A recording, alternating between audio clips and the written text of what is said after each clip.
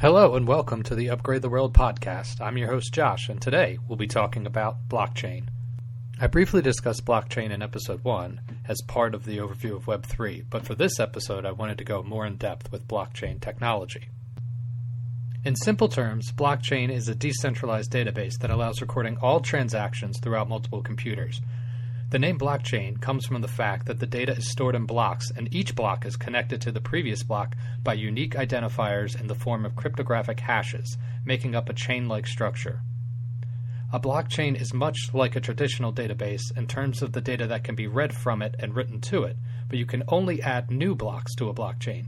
You can't modify or delete any block after it gets added to the blockchain. Blockchain technology is structured around three pillars: decentralization, immutability, and scalability. Blockchain is decentralized in the sense that the network does not have any central point of authority. Rather than entrust a central point of authority, members of a blockchain trust algorithms that enforce the rules within a blockchain system. Immutability is provided by the cryptographic hashes that link each block together. Hashes are functions that take data as input and output a string of numbers and letters that are a digital signature of the input data. If one were to change any aspect of a single block, the hash for that block would change, as would the hashes for all previous blocks, as each block includes metadata from the previous block's hash output when computing its own hash. This immutability creates and enforces trust between parties transacting on the blockchain. Scalability refers not just to the number of nodes in the network, but also to the speed and cost of transaction processing on the network.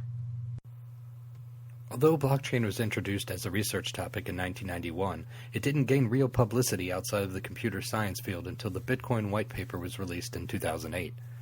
Blockchain plays a critical role in Bitcoin and other cryptocurrencies that use it because it solves the double spend problem, or the difficulty of ensuring digital money is not easily duplicated.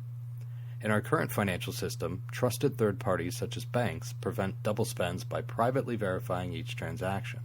The Bitcoin blockchain network prevents double spends by allowing every member to verify every transaction. Bitcoin, and generally speaking all other cryptocurrencies, run on a public or permissionless blockchain network, which is one where anyone with internet access can participate without restrictions.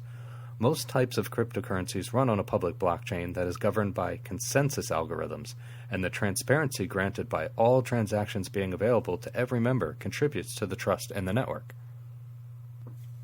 While full transparency fits the use case for cryptocurrencies and other use cases such as voting or maintaining public records, there are of course industries where privacy is required. For example, in healthcare, privacy laws such as HIPAA or the Health Insurance and Portability and Accountability Act require that protected health information is only accessed by authorized parties.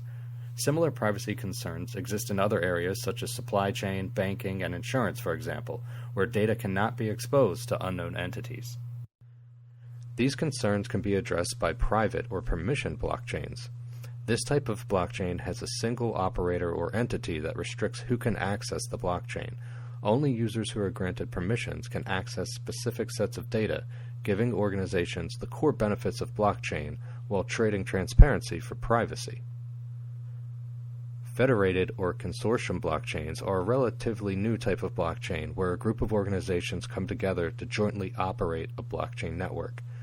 These stakeholders typically have a common goal or set of goals related to the use of blockchain technology, and they work together to maintain and govern the network. An example of a consortium blockchain is Hyperledger Fabric platform, an open-source blockchain framework hosted by the Linux Foundation. Fabric networks are permissioned, so all participants are known and authenticated, and consist of channels, which are private subnets of communication between two or more specific network members. Consortium blockchains provide a way for the group of organizations managing the consensus process to eliminate siloed data and create a single source of truth for its members. Blockchain is a game-changing technology, with its solid foundation offering decentralization, immutability, scalability, security, and transparency that can be innovated and built upon to provide solutions for businesses and governments. Blockchain is currently and will continue to bring disruption to many industries in the future. Thanks for listening, and until next time, keep upgrading.